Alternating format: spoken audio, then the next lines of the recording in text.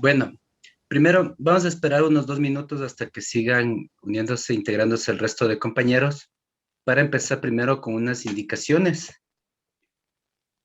y continuamos con la clase del día de hoy, la misma que se tratará de la resolución del cuadro de la semana número 2 de la unidad 2. Sí, la tarea de aprendizaje 2. Como ustedes, me imagino que ya están ya con esta parte revisando los contenidos, entonces no vamos a tener ningún problema.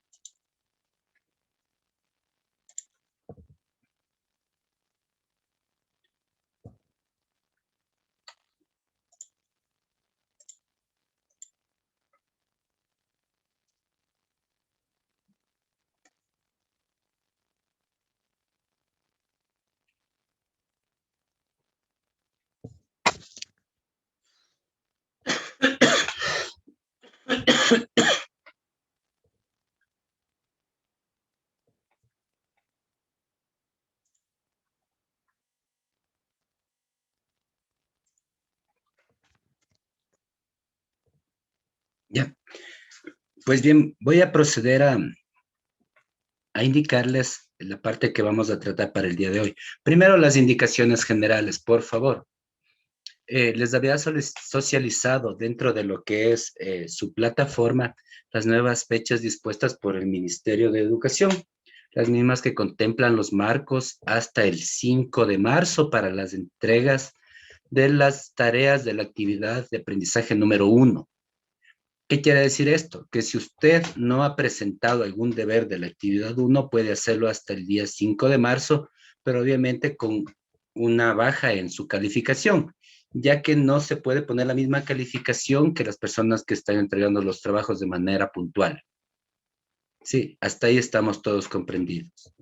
Sí, como siguiente punto, las personas que no hayan presentado su evaluación en línea deben ponerse en contacto con el tutor de su curso.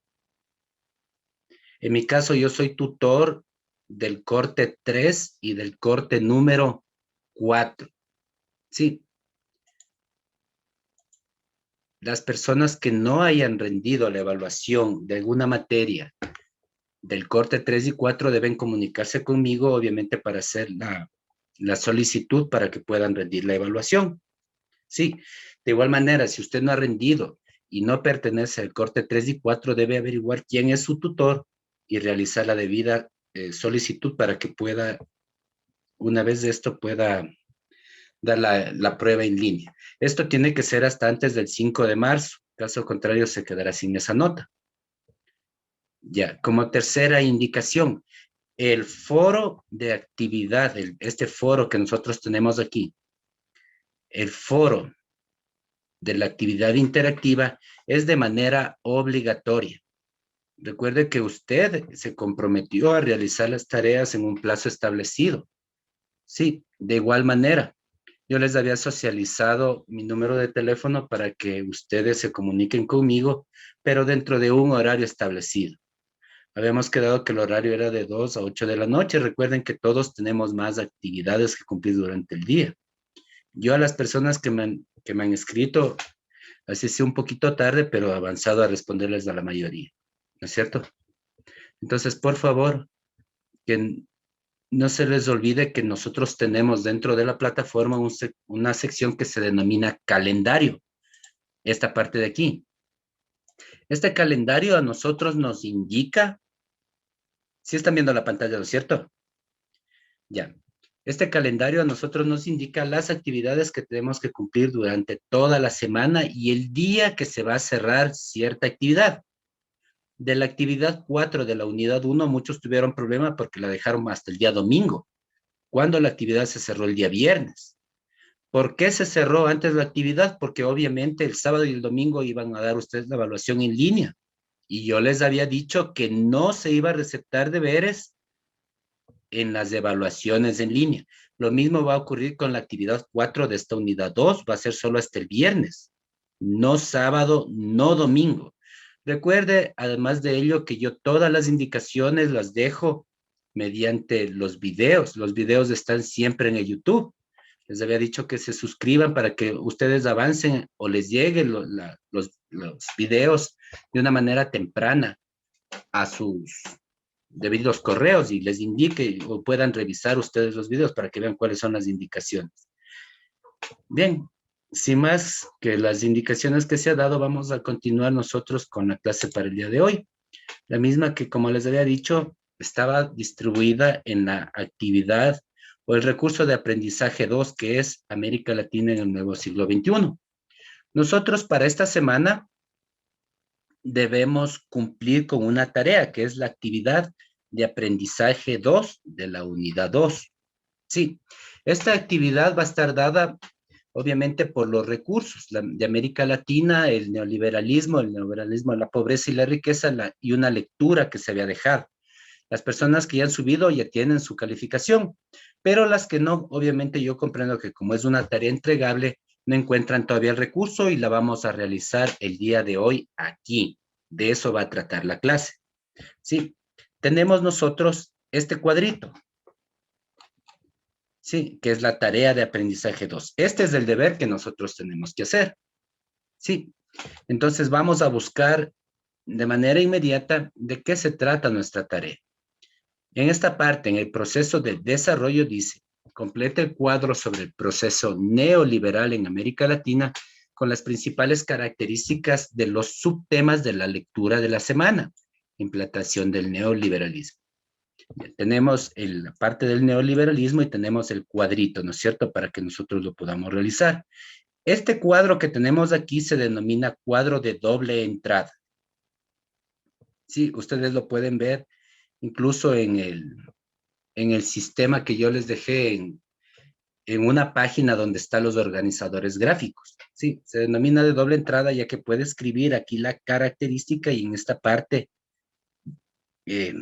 en la parte vertical, la característica y la parte horizontal, obviamente los principales aspectos.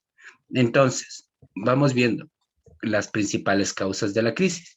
¿Qué me comenta una causa para la crisis de la deuda?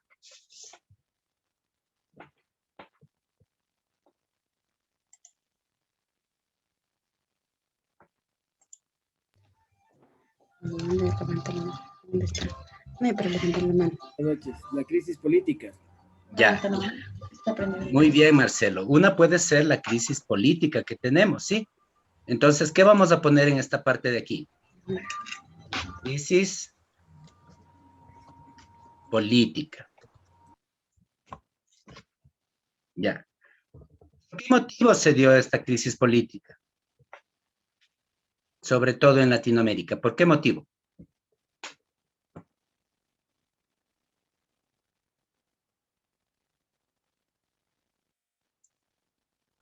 Por los malos manejos de los gobiernos. Correcto, por los malos manejos de los gobiernos. Estos malos manejos de los gobiernos, ¿desde cuándo se están dando? ¿Desde cuándo tenemos nosotros de estos gobiernos neoliberales, sobre todo en América Latina?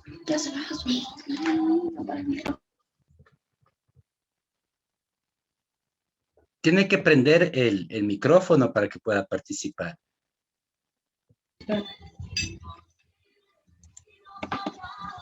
¿Qué dice abajo? Levanta la mano. ¿Desde cuándo tenemos? A ver, dígame. Por el endeudamiento con el Fondo Monetario Internacional. Correcto, por el endeudamiento. Tenemos que la crisis de la deuda, obviamente, la deuda es la deuda que se denomina deuda externa, ¿no es cierto? Esta deuda es adquirida de los gobiernos que nosotros tenemos, sobre todo en América Latina, gobiernos que son denominados de corte neoliberal. Primero vamos a identificar qué es un gobierno neoliberal. ¿Quién sabe qué es el gobierno neoliberal? ¿De qué se trata el neoliberalismo?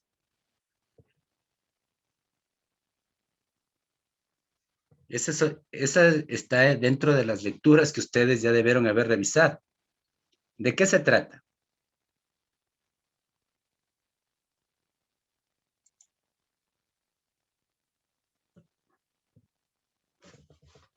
¿Ninguno?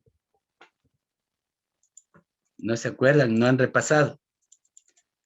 Los gobiernos neoliberales hacen, obviamente, obtienen su nombre, ya que son gobiernos de corte se puede decir, de nueva implantación económica. Ellos utilizan ciertos recursos del Estado y obviamente estos recursos los privatizan, sobre todo eso. Tomemos en cuenta que los principales gobiernos neoliberales que tenemos han sido de corte de derecha, o sea, partidos políticos de derecha. Estos partidos se han dedicado, obviamente, a hacer el uso de todos los, obviamente, de los poderes del Estado para privatizar ciertos beneficios que tiene el pueblo ecuatoriano o ciertos beneficios que tienen los pueblos de Latinoamérica, como por ejemplo la salud, la educación. Sí, ¿qué más será? ¿A qué más se puede privatizar o qué han vivido ustedes dentro de este proceso de privatización? Las telecomunicaciones, licenciado. Correcto, las telecomunicaciones. ¿Qué más será? Muy bien, Servicios Mercedes. públicos. Pero ¿cuáles son los servicios públicos que se privatizan? El Ya agua. tenemos, ya el agua, La correcto. energía. Todo lo que se pueda o todo lo que se pueda facturar, por así decirlo, todo lo que nosotros podamos pagarlo a manera de bien público es privatizar. Entonces, el neoliberalismo en América Latina, ya obviamente ya sabemos cuál es la principal característica, ¿no es cierto?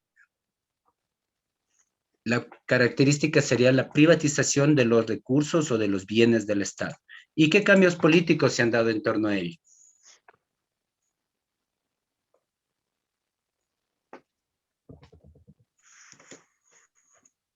Pobreza, licenciado. Correcto. Los principales cambios políticos que se dan es los gobiernos empobrecidos. ¿Por qué? Porque al momento que un Estado empieza a privatizar sus propios recursos, ¿quién se hace rico? ¿El Estado? No, ¿no es cierto? ¿Quién se hace rico? Se hace rico los empresarios. Cuando una persona, digámoslo de esta manera, cuando nosotros pagamos el servicio de energía eléctrica, de agua potable, nosotros estamos pagándole al Estado ecuatoriano. Y el Estado ecuatoriano, obviamente, con ese dinero se dedica a hacer obras. ¿Qué pasará cuando los estados se quedan sin ese medio económico para poder pagar esas obras?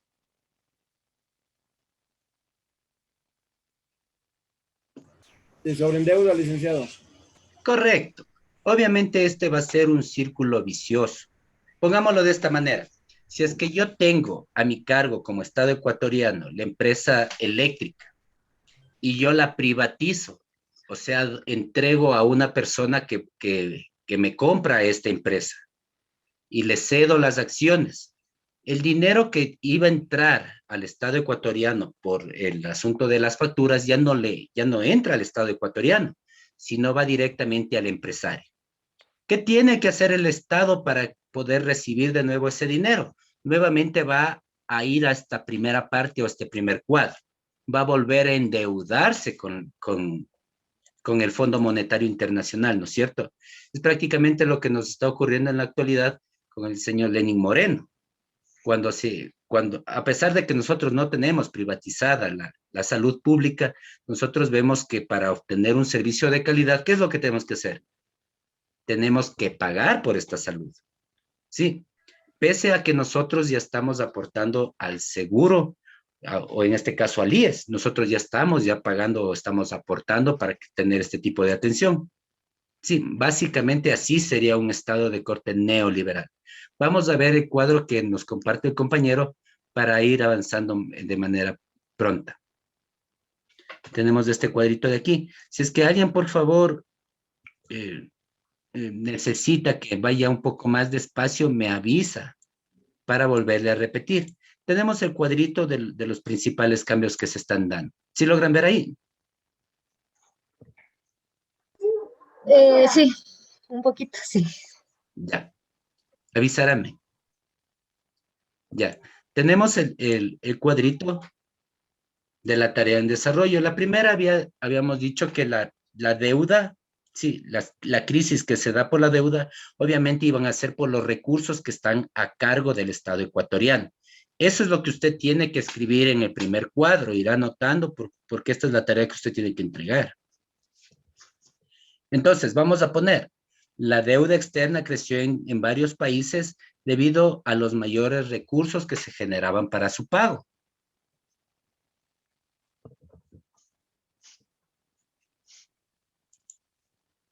Sí, hasta ahí estamos todos.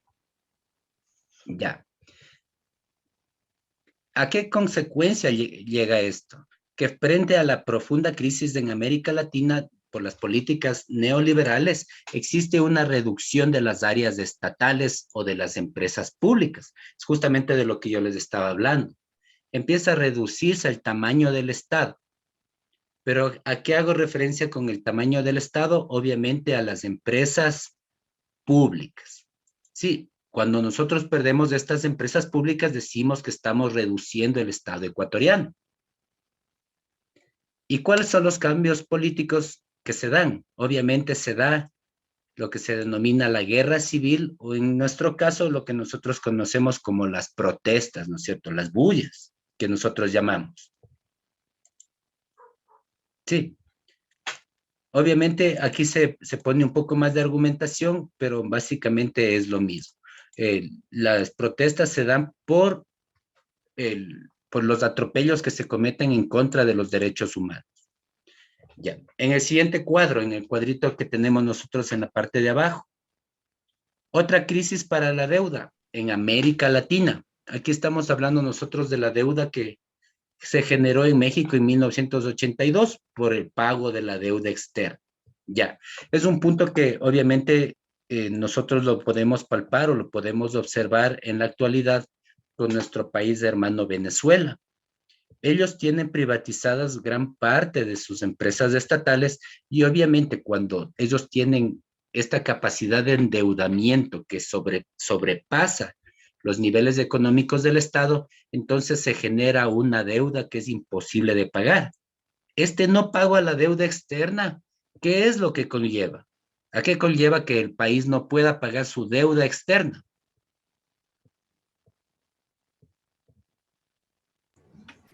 El pago de intereses, y si sigue incrementando más y más y no podemos volver a cancelar. Nos sigue empobreciendo a todas las personas. Correcto. Damos más impuestos.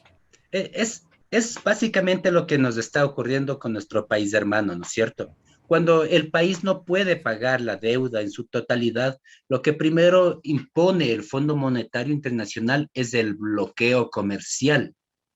¿A qué se refiere el bloqueo comercial?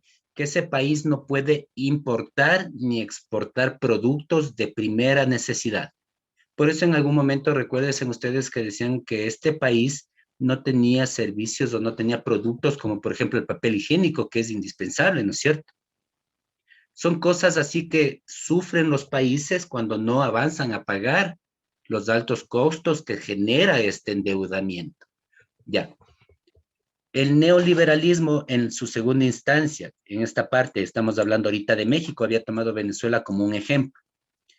¿Qué le ocurrió a México cuando estalló esta crisis por no el pago de la deuda externa? Sufrió la intervención de servicios de educación, salud y de transporte principalmente. Copiarán, por favor. ¿Qué ocurrió con México en 1982 por el no pago de la deuda externa? Sufrió la intervención de servicios de educación, salud y transporte. Hasta ahí estamos todos igual.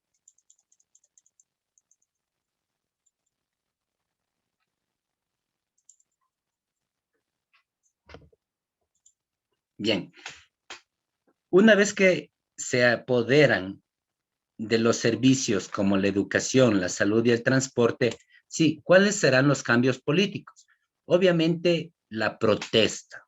En todos los cambios políticos que nosotros vamos a generar, siempre vamos a tener el cambio político más importante es la protesta social. Sí, y obviamente aquí es cuando se da el cambio de estos gobiernos neoliberales por gobiernos que son considerados de corte socialista desde este periodo. Sí, cambiamos los gobiernos neoliberales. Verán que la principal característica es vender las empresas del Estado. Sí, las cambiamos por gobiernos socialistas. ¿Qué hace un gobierno socialista en cambio? ¿O qué es lo que nosotros tenemos como esta idea? Ellos nacionalizan las empresas, nuevamente las empresas del Estado. Sí, quiere decir nacionalizar? Que ellos obviamente van a invertir para que estas empresas regresen al Estado. Sí, lo mismo ocurrió en México, lo mismo ocurre en cualquier parte del mundo. La política no nos afecta solo en una parte de nuestro continente. La política va de la mano de todo nuestro continente. Recordemos los casos que se han dado aquí de gobiernos neoliberales, ¿no es cierto? Lo mismo ocurrió en México, lo mismo ocurrió en Argentina, lo mismo ocurrió en Perú, incluso hasta con las dictaduras militares, ¿no es cierto? Que es lo que ya ustedes ya vieron en la semana pasada. Ya, continuamos. ¿Cuál es el siguiente detonante para que exista la crisis de la deuda? Sí, surgió la crisis de la deuda porque en América Latina creció el no pago de la deuda externa.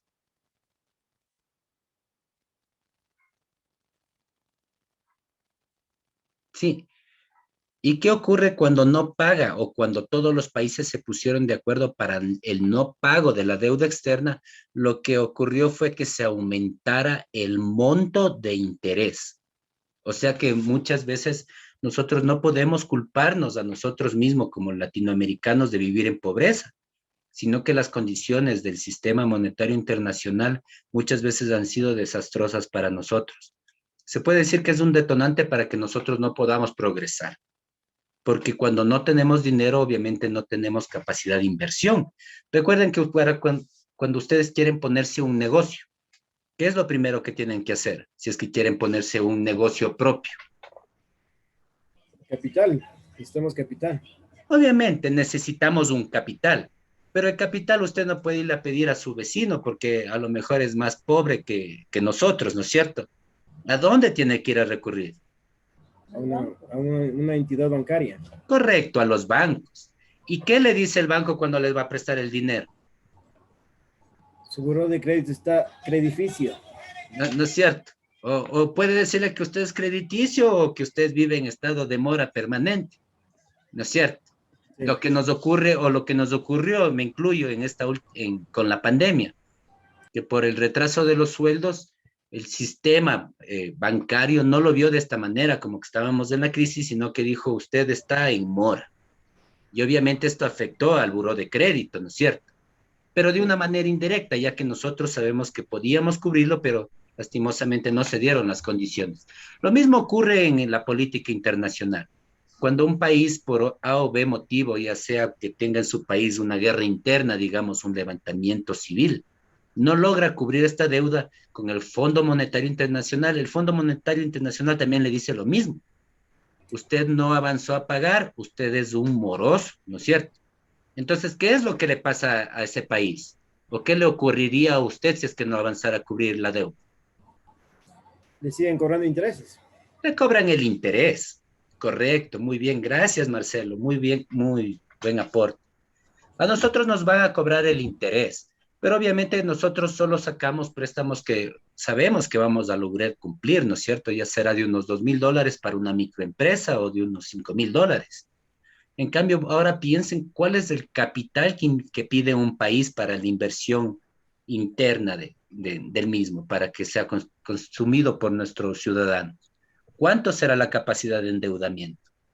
Millones de millones. Millones de millones. El último crédito que realizó el presidente Lenín Moreno fue de $20,000 millones, ¿no es cierto?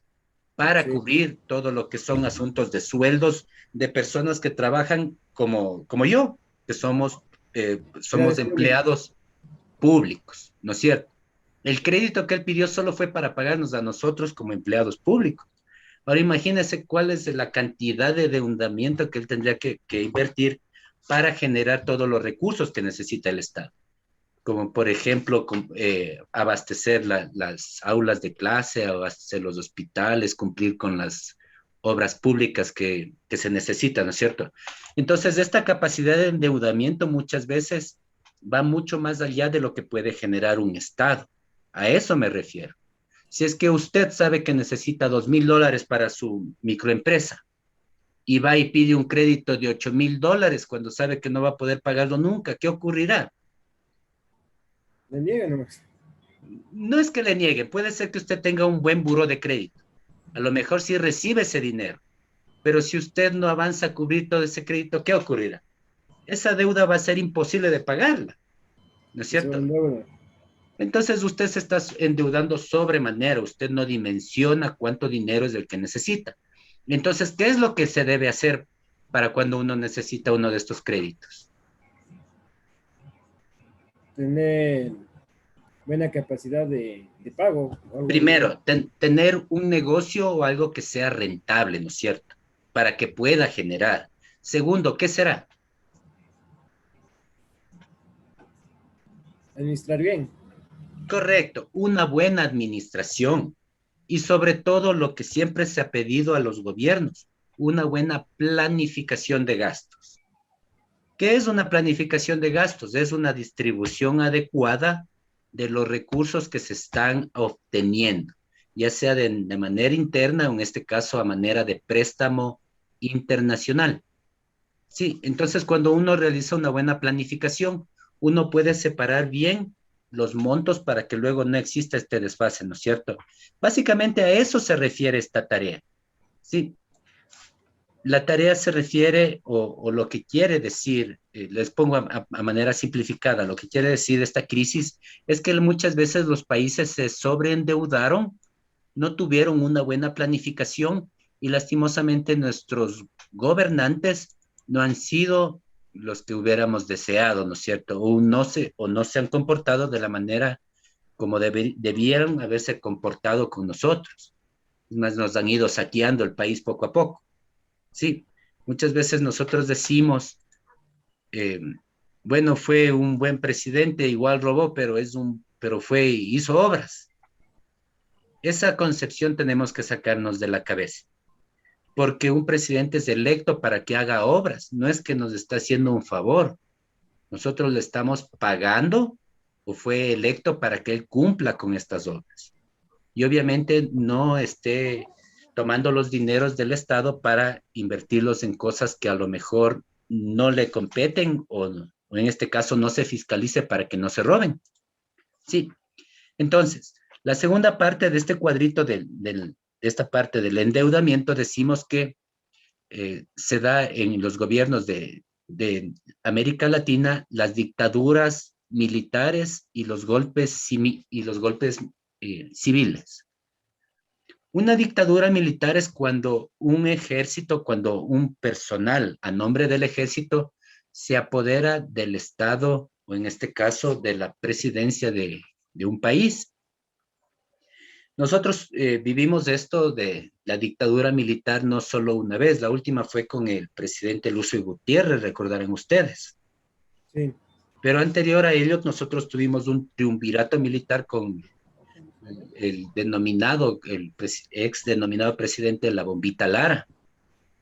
Recuerden que cuando él entró con una corte militar y muchas veces las personas que vivieron dentro de ese proceso decían que era algo caótico, ya que él mandaba a las personas directamente a la cárcel, les hacía tomar presos por el ejército. O sea, era un estado fascista, se puede decir, ¿no es cierto? Ya que el poder estaba dentro de una sola persona. Sí, eso es lo que puede conllevar a que haya un despilfarro económico. ¿Alguna pregunta hasta aquí?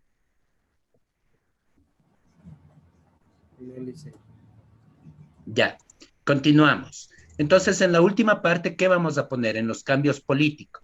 Si es que existe una dictadura militar, aquí tenemos que en la primera década del siglo XX triunfaron los partidos o las alianzas que se autodefinen como socialistas. Justamente es la parte que les había estado diciendo. Cuando ya existe el sobreendeudamiento del Estado ecuatoriano, siempre debe haber una ruptura. Esta ruptura en muchos casos o en muchos países se dio por las dictaduras militares. Y después de las dictaduras militares tenemos lo que consideramos como los gobiernos de corte socialista. Entonces esto va en la última parte que tenemos aquí.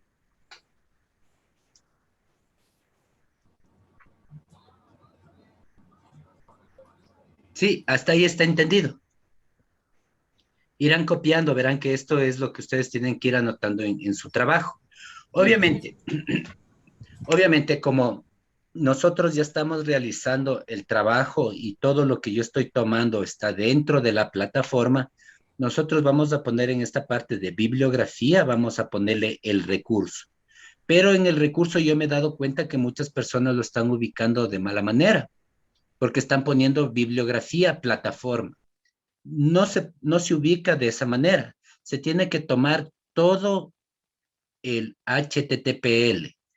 ¿Qué es el HTTPL? Es la página de donde nosotros estamos tomando la información y se le va a marcar de esta tonalidad o de este color. ¿Sí se dan cuenta? Es de otro color. Entonces, este es un hipervínculo, pero ustedes lo van a tomar de esta manera. Cuando van a la página, ustedes le van a dar un clic aquí y todo lo que se está enmarcando, toda esta parte que se está enmarcando, todo esto van a copiar.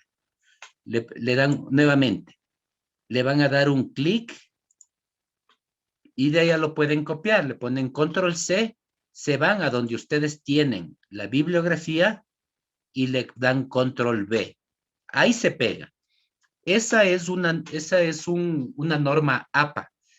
¿Qué son las normas APA? Son, obviamente, se puede decir, los lineamientos para que usted pueda realizar un trabajo de manera bien estructurada, bien realizada.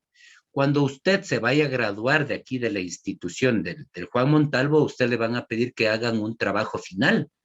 Y dentro de este trabajo final, obviamente deben estar enmarcadas en las normas APA. Entonces, esta parte no es por hostigarles, no es por cansarles. Cuando les digo, coloquen bien la bibliografía, coloquen bien los recursos, coloquen bien los cuadros, es ya una manera de prepararles para cuando a ustedes ya les toque el trabajo final, ya no se les haga tan difícil, ¿no es cierto? Ya, entonces ponen esta parte de aquí, ponen plataforma virtual de modalidad a distancia y aparte ponen la página. Si es que han tomado de alguna otra página web, lo que tienen que hacer, obviamente, dirigirse a la página web. Aquí van a poner la página de acompañamiento y copian de igual manera la parte que hayan sacado el recurso y lo pegan. No es más, no hay nada más difícil. Ya. ¿Alguna pregunta hasta aquí?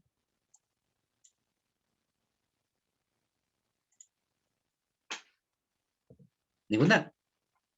A ver, Tania, dígame. Profe, buenas noches, disculpe. ¿Cómo hago para suscribirme, usted dijo, al YouTube? Ya, lo que tiene que hacer, mire, nuevamente les comparto la pantalla. Usted se dirige a la... Espérame un momentito, por favor.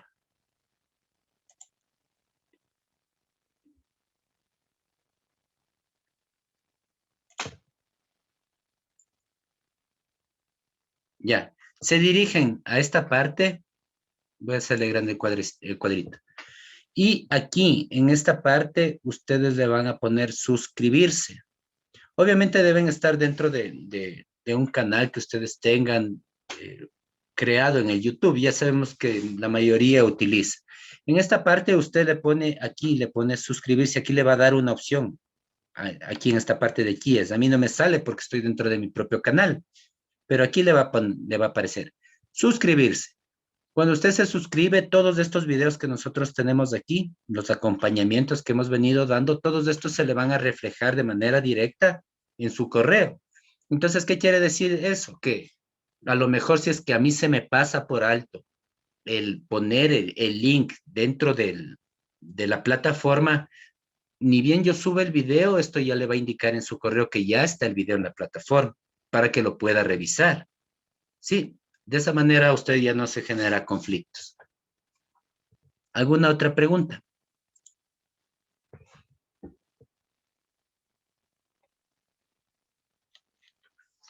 ¿Ninguna? Bueno, de mi parte, sí. A ver, de mi parte, a ver, Tania, ¿otra pregunta?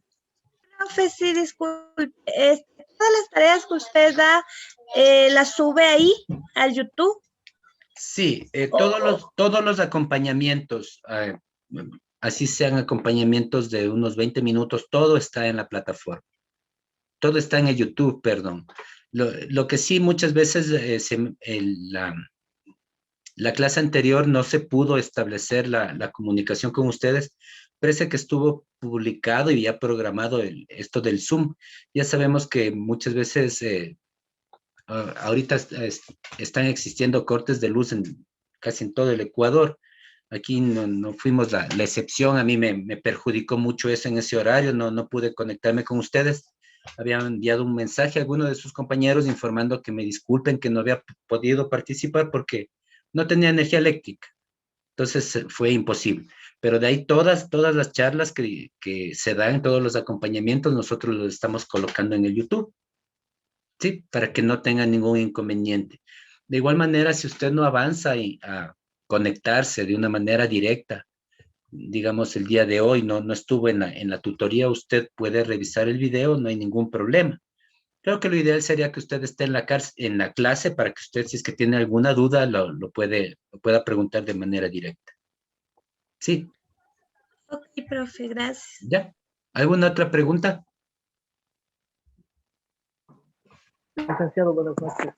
Buenas noches, Freddy, dígame.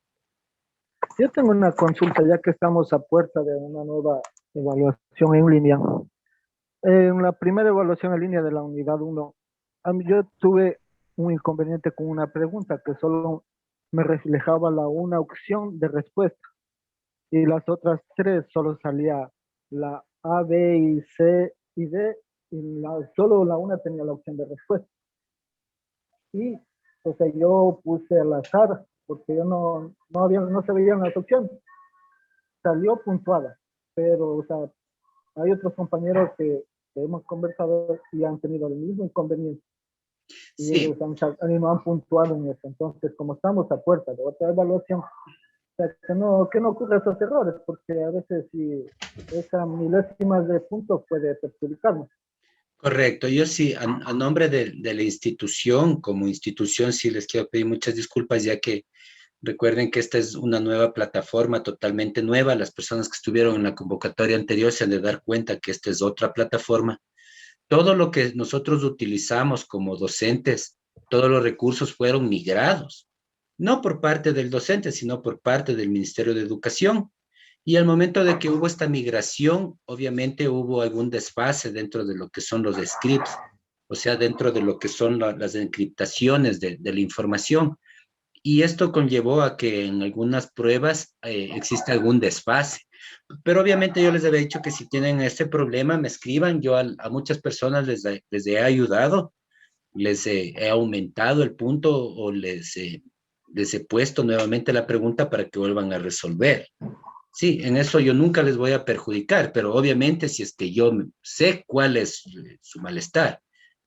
Ahora, si es que a mí no me lo comunican, yo no sé, pues no podría ayudarles si es que no sé cuál es su falencia.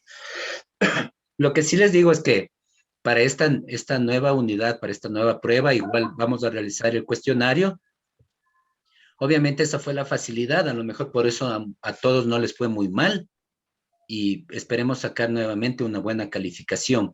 Y si es que, ya le digo, Freddy, si es que usted tiene algún nuevo problema o si es que hay algún desfase, usted comuníqueme de manera inmediata y yo procuraré ayudarle enseguida. Ok, muchas gracias, licenciado. Ya, no se preocupe, Freddy. ¿Alguna otra duda?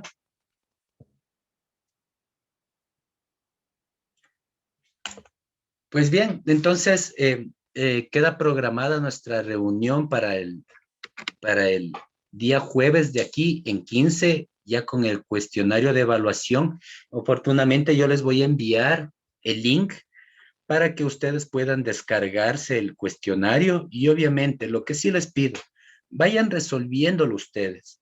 No esperemos que se dé el día para empezar a llenar las preguntas. De ustedes el compromiso de estudiar. Usted esté bien o esté mal, usted llénelo.